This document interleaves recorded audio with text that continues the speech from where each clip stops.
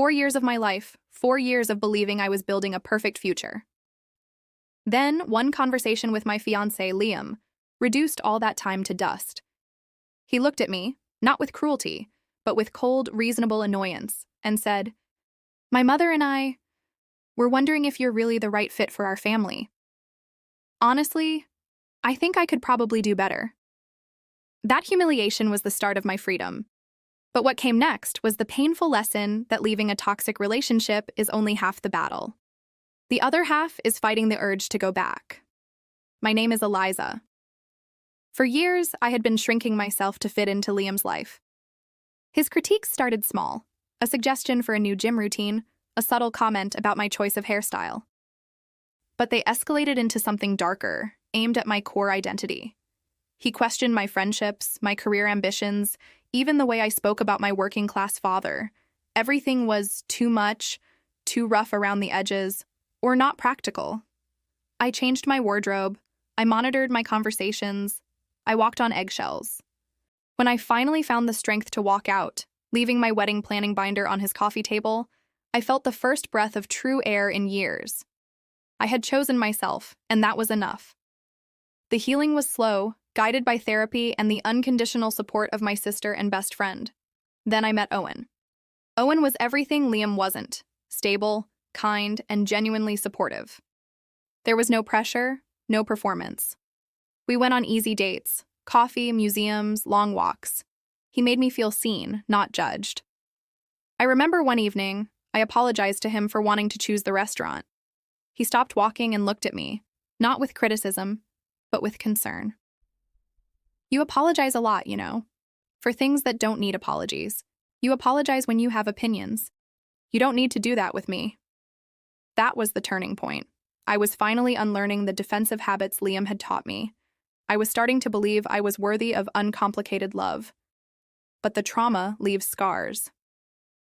When a casual comment from Owen's coworker triggered an old insecurity, my mind spiraled back into doubt. I felt damaged. Too much baggage for someone so good. And that's when Liam showed up again. He came in the form of a respectful message, talking about therapy and self-work, offering the exact apology I'd needed a year ago. It was a perfectly tailored manipulation. I started seeing him in secret, justifying it as closure.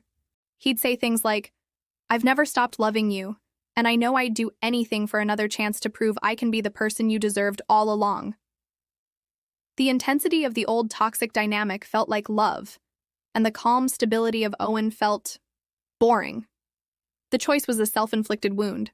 I kissed Liam. I cheated on Owen. I had chosen the chaos that was familiar over the peace I was too scared to deserve.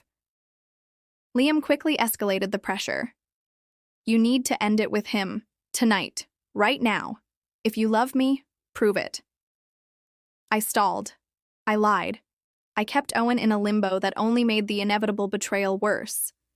The end came not from a dramatic confession, but from a quiet absence. Owen came by to surprise me with dinner before a work trip. He found my apartment empty. I got his brother's call hours later. "He found the cold takeout bag, Eliza. He put it together. He doesn't want to see you or hear from you. Just leave him alone." I drove to Liam's apartment, having burned every single bridge for him. We were back together for exactly 2 months. The old patterns returned almost immediately: the criticisms, the control, the shrinking of myself. 4 months in, I found his phone, messages to multiple women, plans to meet. His final words to me, after I'd given up everything: "You destroyed a good man to be with me. You don't get to play victim now. You were never good enough. My mother was right." I was utterly alone. I had thrown away a beautiful future for a ghost of a toxic past, but the consequences didn't end with me. 9 months later, I gave birth to my daughter, connected forever to a man who saw her only as a complication, fulfilling his obligation with monthly child support and awkward, quick visits. Owen eventually healed, married a woman who valued him, and started the happy family he deserved. I look at him online and see the life I consciously threw away. I look at my daughter and know I will spend the rest of my life ensuring she never confuses intensity with love. If there is one lesson from my story, it is this: you cannot go back to a toxic situation for closure and expect a different result. The chaos, manipulation, and trauma bond of the past will always feel more intense than the calm, stable presence of healthy love. When you've spent years being gaslit and controlled, your emotional compass is broken. You confuse the familiar drama with passion, and you mistake the disrespect for a challenge you need to win. True love doesn't require you to shrink yourself. True healing means choosing the quiet, steady kindness of someone who sees your worth, even when the intensity of the past tries to lure you back. Never betray a good man's trust, and never choose your abuser's comfort over your own peace. Has my story resonated with you? Have you struggled with a trauma bond or self-sabotage? Let us know in the comments below.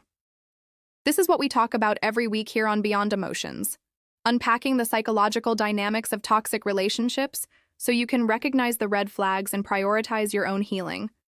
Don't let the intensity of a toxic past overshadow the peace you deserve. Hit the subscribe button and the notification bell so you do not miss our next deep dive into emotional psychology. We'll see you in the next video.